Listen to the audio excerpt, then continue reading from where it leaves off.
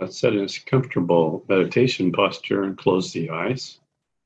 Put our attention deep in the mind on the silence that is always there. Connect with that deep inner silence. This is who you really are. You are the silence. You're the silent witness. Become the silent witness. And listen to the words of the Yoga Vasishta. Continuing today, Book 4, Chapter 55, Verse 7.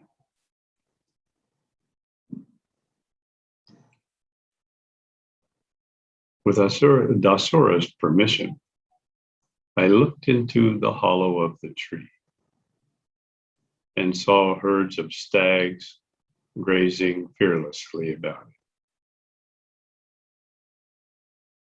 It was as delightful as a dwelling overhung with vines, where smiling flowers shed their light and breathed their fragrance to the winds. Fan-tailed deer flapped their long, hairy, and moon-bright tails against the herb-like tree, like flimsy white clouds sweep over the sky. The tree was adorned with fringes of pearly dewdrops and arrayed all over with the flowery garb of its blossoms.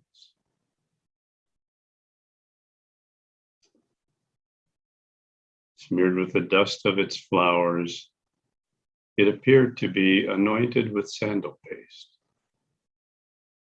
while its reddish bark cloaked in it rosaic red. Decorated with flowers, the tree seemed to be standing in its bridal attire. It resembled a bridegroom embracing his twining bride.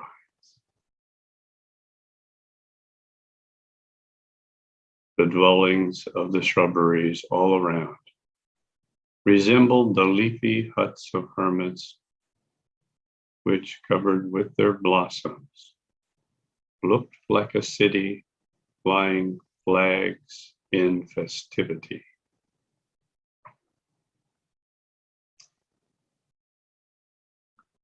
Shaken by the stag in the act of rubbing their bodies, the trees darted their flowers abundantly upon the ground. Outlying lands were as shattered as if they were broken by the horns of fighting bulls. Peacocks daubed with flower dust, flying on the top of a nearby hill, looked like evening clouds gliding over it.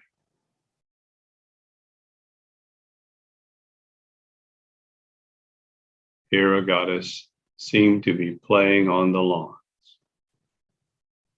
red flowers in her hands and smiling sweetly with blooming blossoms.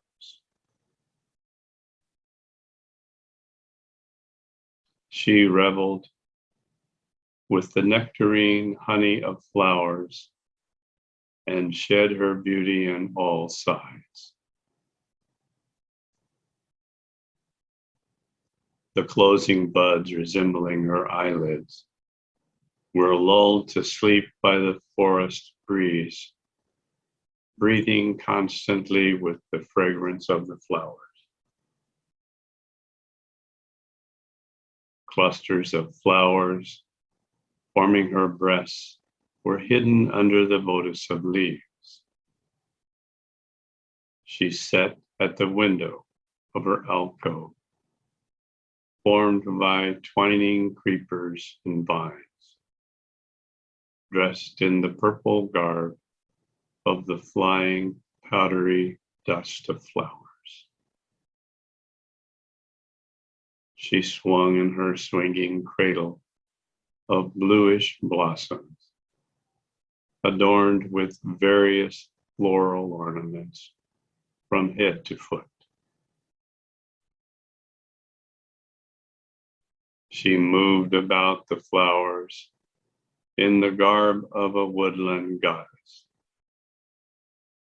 looking on all sides with her azure eyes of fluttering blue bees and singing to them with the sweet note of the black kokila nightingales in the trees.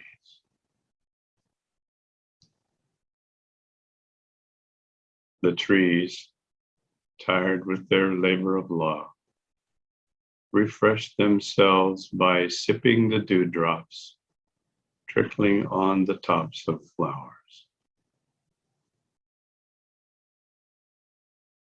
Then, taking their repast on the starch-like meal, they slept together with their mates in the cells of flower cups. The bees living in the flower cells, giddy from slipping the honey of the flower cups, were humming their love tunes to each other.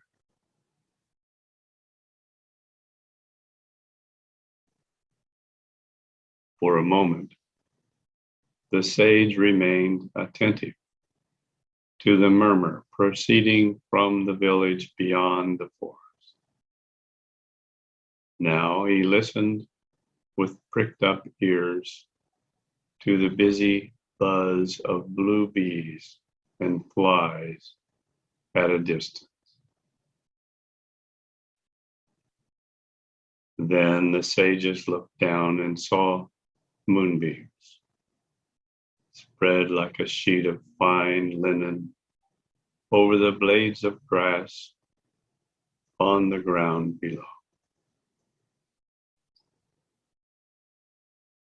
They saw beautiful antelopes sleeping in their leafy beds on the ground below the stretching branches of shady trees, as if they were the progeny of their native forests.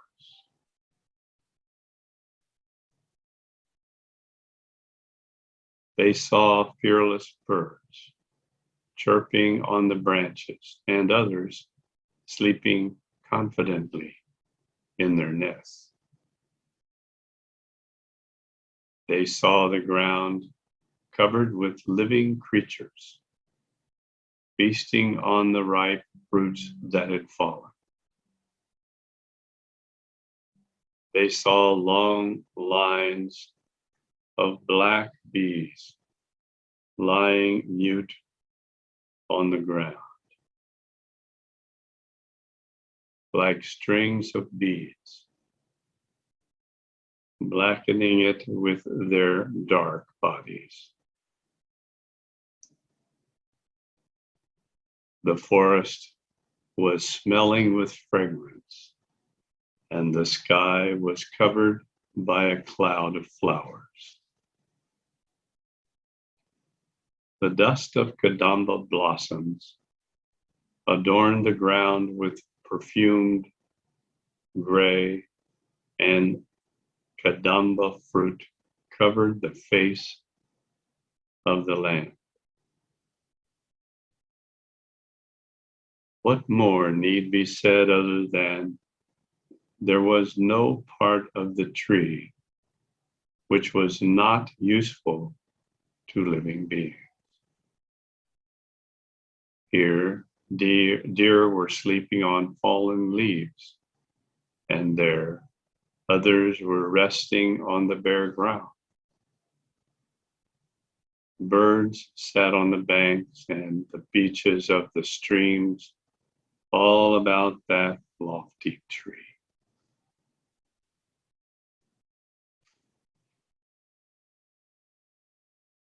As they were looking at the beauties of the forest in this manner, the night passed away as quickly as a night of festivity.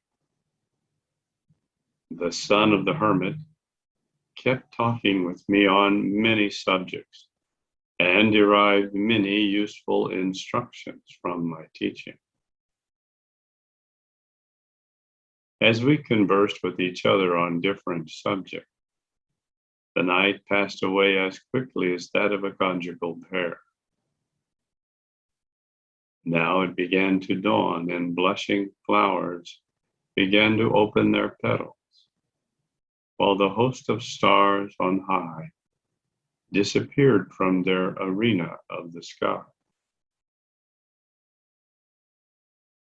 I then took my leave and was followed by the hermit and his son for some distance from their Kadamba tree, where I left them for my aerial course to the heavenly stream.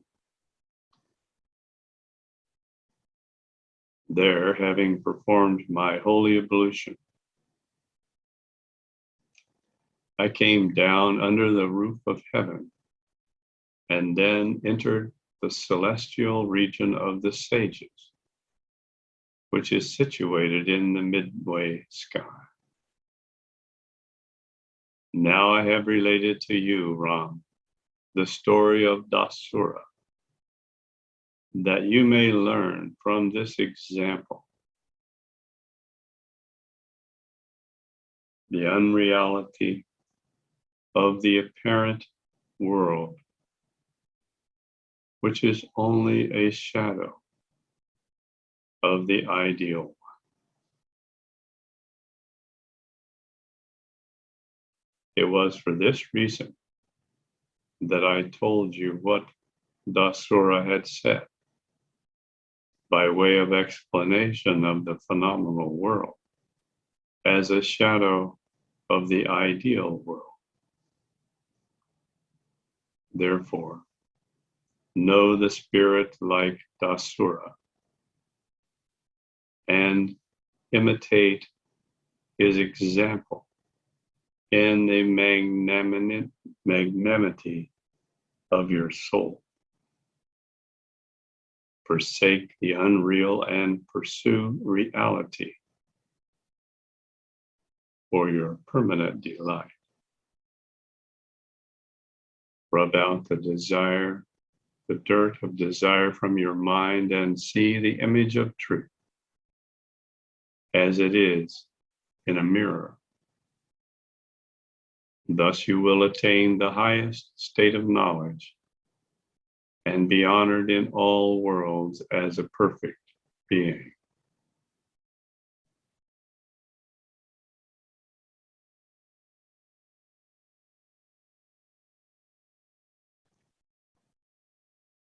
Chapter 56. The paradox of the soul as passive cause. Spirit and corporeality do not mix. Vasishtha continued, knowing the world to be a nothingness, you must cease to take my delight in it. For what reasonable being is there who would delight in its unreality? If you take the phenomenal world for reality, you may continue to enslave yourself to the unreal material and lose the spiritual nature of your soul. If you know it to be a temporary existence, why should you take any interest in what is so frail and unstable, rather than care for your immortal soul? The world is no substantial existence, nor are you a being of its emptiness. The world is only a clear reflection of the divine mind extending over all infinity. The world is neither an agent, nor is it the act of any agent. It simply is the reflection of the ideal, without any agency of its own. Whether the world is with or without an agent, or as a maker or not, still you cannot determine whether it is a real substance, except that it appears to be so in your mind.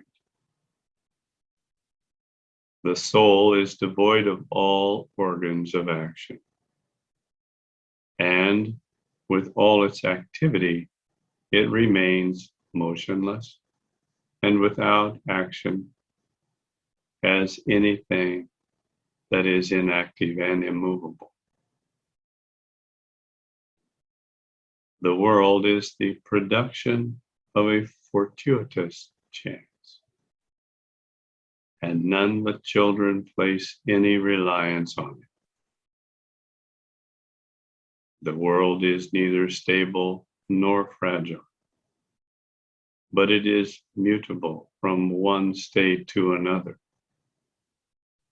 It is known to us by its repeated reproductions and visibility.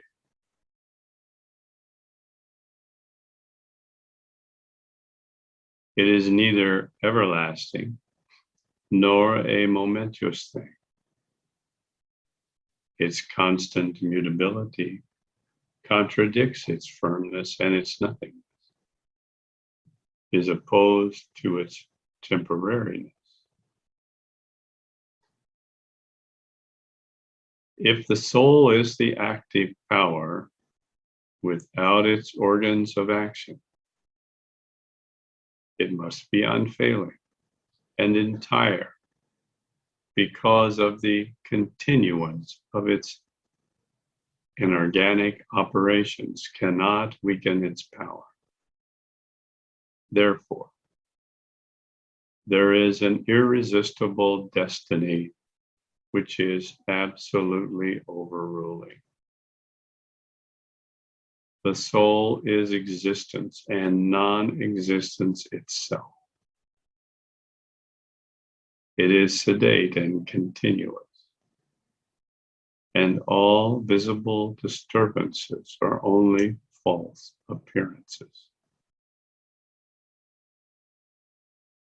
The limit of 100 years for human life is only a very small portion of the unlimited duration.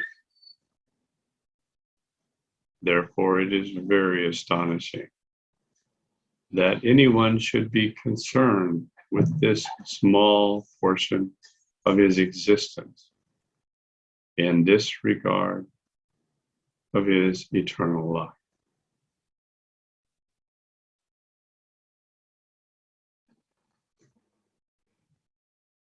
If we grant that worldly affairs are durable, yet still they are not deserving of your reliance, because what faith can you rely on the union of two opposites, such as the mind and matter?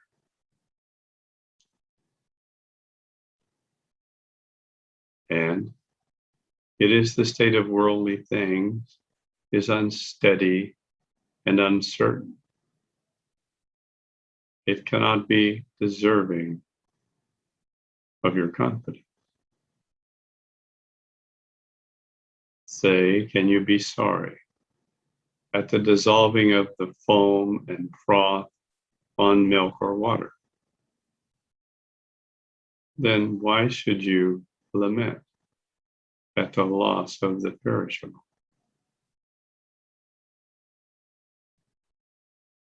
Know, O strong-armed Ram, that reliance on the world is the fetter of the soul to it. It does not behoove anybody to join the perishable and imperishable together like water and its froth. Although the soul is the agent or source of all actions, yet it remains as no agent at all. It is unconnected with its actions, as the lamp with its light. Doing all, it does nothing. Like the sun, directing the business of the day without doing anything by itself. It moves like the sun without moving from its place, but retains its station in its own orbit. There is some hidden cause guiding the course of the world, other than that of the soul and body. Just as there is some unknown cause of the course of the Aruna River in spite of its being blocked by stone.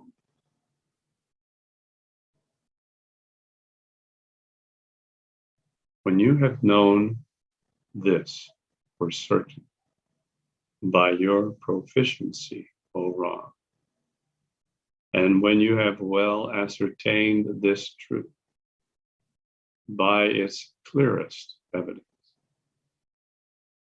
you ought no more place any reliance on material things, which are as false as an ambient flame or a vision in a dream, or as any falsehood whatever. As a stranger, it is not to be taken into your friendship on this first appearance. So you must never trust or rely on anything of this world through your ignorance. Never place your reliance on anything of this world with the fond desire of an overheated man looking towards the moon, or a cold-stricken man towards the sun, or a parched man towards water in a mirage. Look upon this ideal world, which is born of your mind, as you look upon a creature of your conception. A vision in your dream, an apparition, or the appearance of two moons in the sky by your visual deception. Shun your reliance on the fair creation of your imagination, and without minding what you are, conduct yourself cheerfully in your sphere. Shun your desires and the thoughts of your agency, even when you are doing anything at all. It is a general law that the proximity of the cause causes the act, even without the will of the actor, just as the presence of a lamp enlightens the room without the will of the lamp.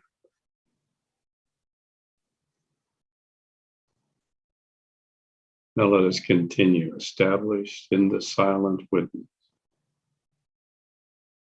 and perform Trimana Sanyama on the esoteric Mahamantra, and balance all karmic traces that have been enlivened and touched upon by the words of the Yoga Vasishtha.